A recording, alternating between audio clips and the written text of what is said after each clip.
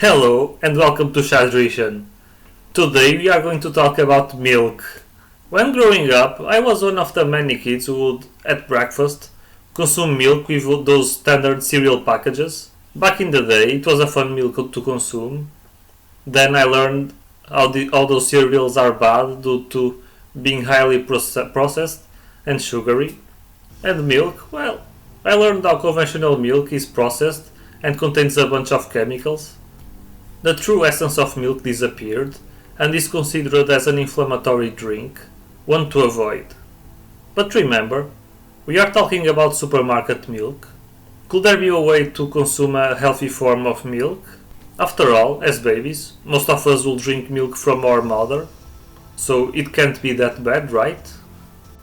A few weeks ago I saw an experiment being done on various forms of milk.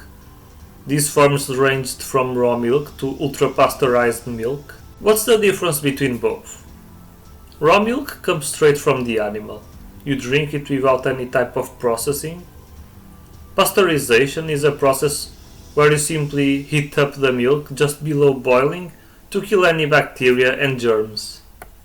Before there was pasteurization, people would drink raw milk. So what happened? What caused people to start pasteurizing milk? At some point during the second half of the 19th century, people would start getting sick because of the milk they were drinking, and lots of casualties were linked to that.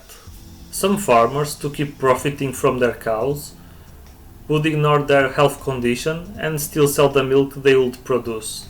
This created a dilemma. After pasteurization was discovered, there were two choices to be made. Farmers would either pasteurize the milk to remove harmful bacteria and germs, or they would create a certification process where the cow, the utensils, and the humans would be cleaned in a way that would prevent cross-contamination and maintain the good quality of the milk.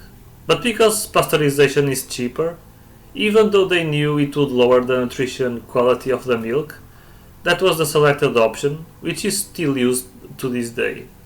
With that being said, while in raw milk all vitamins, minerals, enzymes, proteins, sugars, and fats are 100% present and bioavailable, in pasteurized milk more than 50% of those are destroyed or altered in an unhealthy way. Some key factors like the destruction of lactase and the absence of lipase lead to a poor milk digestion, creating intolerance to lactose and inflammation of the gut lining. This is why I recommend avoiding dairy, because this is what happens to the milk, because this is what happens inside of you when you consume this type of milk. Now that I talked about the differences between raw and pasteurized milk, let's go back to the experiment I read about using different forms of milk. 5 different jars were filled with different forms of milk. One had raw milk, the others had pasteurized milk, from organic pasteurized whole milk to ultra-pasteurized 2% milk. The jars' lids weren't fully tightened, neither were refrigerated. They were left at room temperature for 2 weeks. The experiment was done multiple times, all with the same results. The more pasteurized the milk was, the more mold it contained. Raw milk had no mold. Instead, it was fermented. The raw milk had its texture changed into something similar to yogurt, and it was edible. All other milk types were moldy and ready to throw in the trash bin. The author of the experiment claims that because of the milk having dead bacteria and destroyed enzymes, it turned moldy. That explanation makes sense to me. It seems somewhat analog to the raw meat situation. With raw meat or raw eggs, we learned about people becoming sick with E. coli, salmonella, and other microorganisms. And even though we have those bacteria in our gut, they were much stronger and caused damage to humans because the meat and eggs came from animals who were injected with stuff like antibiotics and hormones. That created an environment where antibiotic resistant variations of E. coli and Salmonella could develop and disrupt the system of those animals and the humans consuming them. These situations showcase the importance of cooking meat, eggs, fish, and at some degree milk. If you consume the standard supermarket animal products, you need to cook them because they may contain harmful bacteria. Except the milk, of course, already went through that process.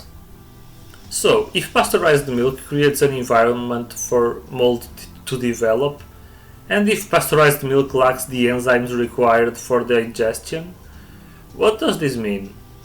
In my opinion, I would say that these two factors combined not only facilitate inflammation in the human body because of the lack of digestive enzymes naturally present in milk, but also may create an environment where mold is formed inside of you. After drinking milk, it won't be in a refrigerated environment. Depending on your gut environment and in your body's ability to handle pasteurized milk, mold may form in the gut, and that's not cool. So, you learned the differences between raw milk and pasteurized milk. You learned why pasteurization was created and what it does to the raw milk. You also learned that raw milk can be beneficial to you as long as it comes from a trustworthy source. It's hard to find, but if you want to try it, make sure it comes from 100% grass-fed animals. Also make sure the animals are raised in nature without being injected with artificial things. The more clean the animal is, the less likely it is to become ill after drinking their milk or eating their meat. This is it for this video. I will leave some links in the description so you can learn more about this topic. I will also post a link showing how to detox your body from mold. Even if you don't ingest it from moldy milk, it may still be useful if you live in a home with water leaks. That's a problem for many people, and it may serve you well to apply these tips if you live in such environment. Have a nice day, please leave a like and subscribe to my channel if you enjoy my content. Also follow me on Twitter as Shadration. See you next time, goodbye and go beyond.